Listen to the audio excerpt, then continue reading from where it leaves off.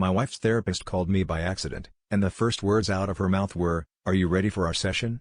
For a second, I thought it was some kind of prank, but then she started talking about things no one should know, intimate details about my relationship, things I'd only ever said in private to my wife. My blood ran cold. I realized she'd been pretending to be me in her own therapy sessions. For months, she'd been speaking as if she were me, telling the therapist my secrets, my failings, spinning her own story. I confronted her that night, the confrontation explosive and brutal. She didn't deny it. Instead, she laughed, actually laughed, like the whole thing was some joke I'd missed out on. She said she needed to understand my perspective for the sake of our marriage, but I saw right through her. She wanted control. She wanted to play both parts, to twist the truth until she couldn't tell where I ended and she began.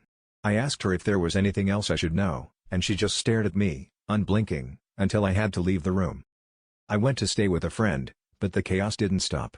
My phone blew up with messages from people I barely knew, all asking if I was okay, if I wanted to talk. Turns out, my wife had been telling everyone I was unstable, that I was the one seeking help, that I'd begged her for forgiveness for things I hadn't even done. She'd built an entire narrative around my supposed downfall, and the whole time she was cheating on me with her boss, sneaking around with him in the spaces between our fights, while telling everyone she was the victim in all of this. The worst part was realizing a piece of me almost believed her. I'd been gaslit for so long, I'd started to question my own memory, my own reality. When it all finally unraveled, it wasn't the cheating or the lies that hit hardest, it was facing the fact that I'd lost track of who I was, swallowed whole by her story.